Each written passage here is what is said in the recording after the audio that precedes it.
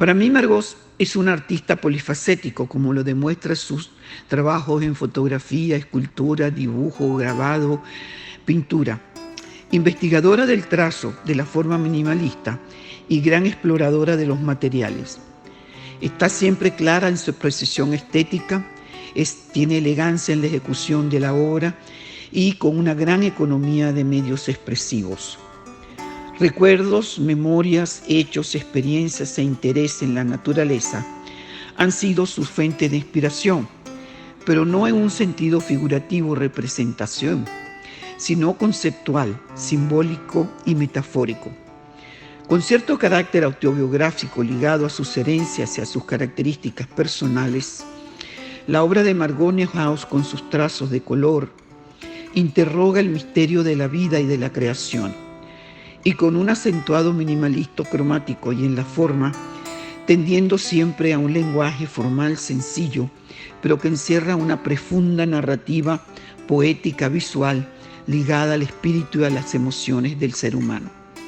Margot Neuhaus siempre ha sido una trabajadora incansable en constante búsqueda expresiva de un orden estético artístico en una obra que no termina.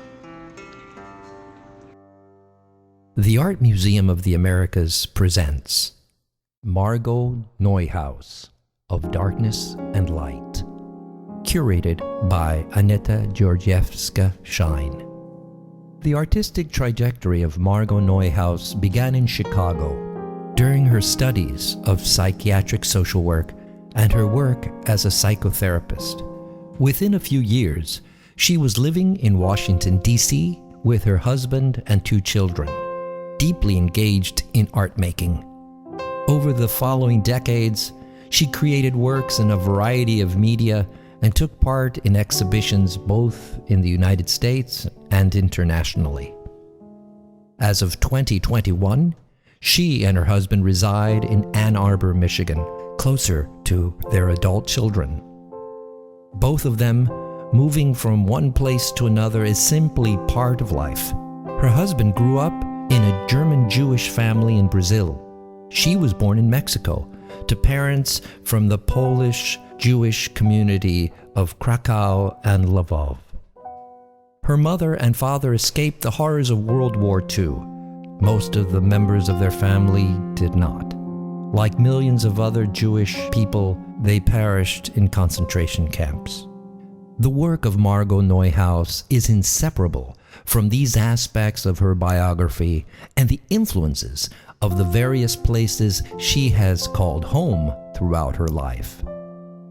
Her childhood in Mexico exposed her to a language and a culture that she felt as her own. Her world changed when her family moved to the southeastern part of the United States, and then again when she went to Chicago, before settling in to Washington, D.C. All of these places, as well as those in Europe, that connected her to her family history, have made her particularly sensitive to issues of identity, the qualities that make people feel different from one another, as well as those through which they recognize their kinship. These concerns are woven into her work, both thematically and in terms of her visual language. One of her most pointed explorations of these ideas is in the series In Memoriam, created between 2005 and 2011. Using the language of gestural abstraction, she addresses unspeakable realities, the wanton destruction of lives, and the necessary act of remembrance, however painful that remembrance may be. Though these ideas inform many of her works, she has often been reluctant to deal with them explicitly, just as her parents were reluctant to speak of their trauma as survivors. With In Memoriam, she breaks that silence, realizing that she has been trying to give visual form to the unspeakable feelings of her parents, which she later recognizes as her own. Anguish, fear, rage, but also reconciliation and hope. Remembrance of the things we would rather not have to remember is inherently traumatic, as the great German Jewish writer Walter Benjamin would observe in his essay, Excavation and Memory. He who seeks to approach his own buried past must conduct himself as a man digging. Above all, he must not be afraid to return again and again to the same matter, to scatter it as one scatters earth, to turn it over as one turns over soil. For the matter itself is no more than the strata which yield their long-sought secrets only to the most meticulous investigation.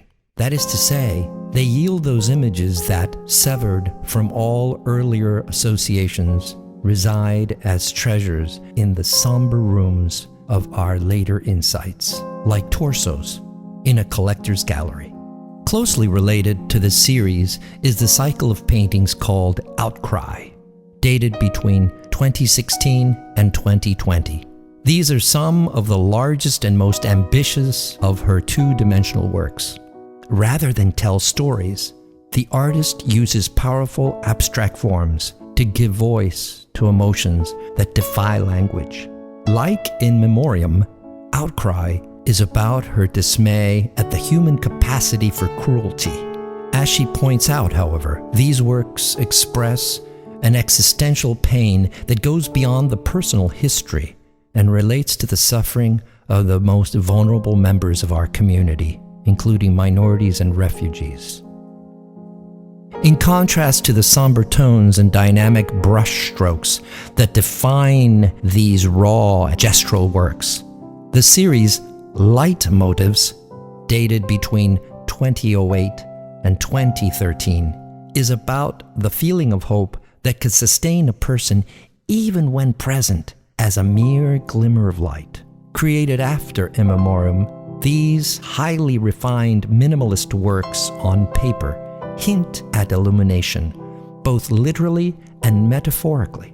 Their subtlety demands that we slow down so that we can notice barely perceptible shifts in tones, or the ways in which warm yellow and orange accents endow them with a sense of vitality. Another related series, titled Lines, shows the artist's capacity to evoke chromatic richness in shades of black and white. In a review of these compositions for the Washington Post, the art critic Mark Jenkins describes them as ethereal, noting that they could hardly be simpler or result more intriguing. Light Motives finds a beautiful counterpart in another cycle of works, which the artist has collectively called Of Silence. Most of these works were created in 2020. Though Margot Neuhaus does not explicate their meanings, the subtle shifts between strokes in pale cream and ochre tones against a white nothingness express those meanings more eloquently than words. As the Polish writer Wisława Szymborska would note at one point, at the very moment you pronounce the word silence, you destroy it. This is also what Margot Neuhaus seems to suggest with these works, inviting us to a contemplative experience rather than trying to convey a message. The sculptures of Margot Neuhaus are just as experimental in approach. Her largest installations are Forest and Life Cycles, dated to 1991 and 1982 respectively. Her principal material in both of these groups is wood, as raw as her unprimed canvases. The Forest is built from tree trunks, cut into sections of varying widths and stacked on top of one another. These totem-like forms seem both artful and organic, as if the artist were simply responding to nature's own impulses. This sculptural group was shown at the Art Museum of the Americas in 1991. The Art Museum of the Americas director at the time, Bélgica Rodríguez comments. Conocí la obra de Margot Neuhaus cuando recién entraba como directora al Museo de Arte Latinoamericano, por allá por 1988. Para la fecha se llamaba así. Ahora, por mi iniciativa, se define como Museo de Arte de las Américas.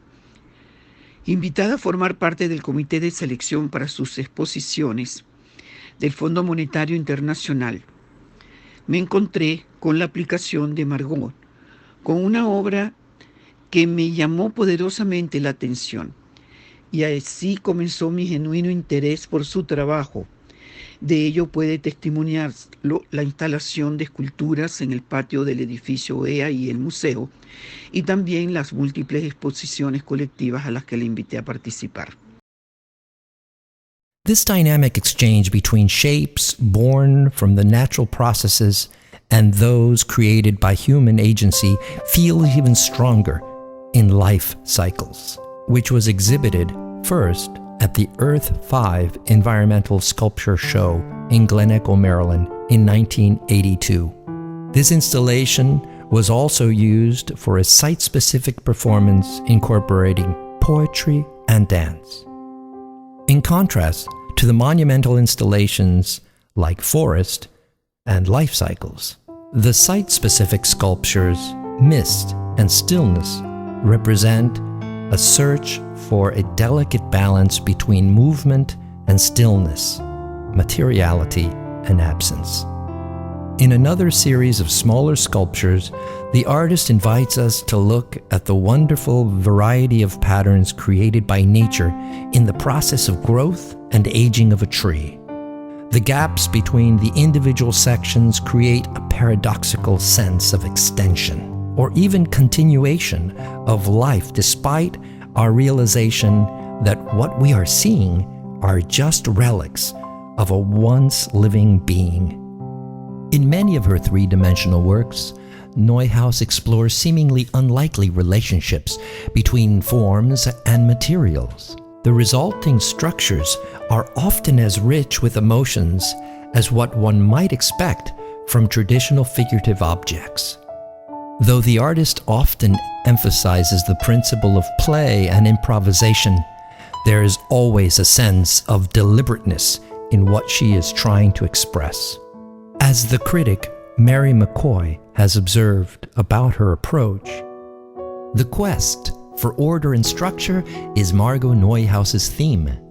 Whether chipping a circle into flagstone or exploring the logic of parallel lines, like interstate highways, traced across small slabs of stone, it is the quest itself that is the subject. Neuhaus presents the entire process with straightforward, refreshing simplicity as evidence of the flux of life. In parallel with painting and sculptures, Margot Neuhaus has always cultivated interest in photography. This body of work carries the same imprint as her drawings and sculptures, a tendency towards minimalism, with a constant reminder to the beholder to look more closely. The historian Donald Cuspid has described them as delicate and intense at once, as well as spiritual. Some of these photographs provide glimpses at faraway places such as Vietnam or Kyrgyzstan.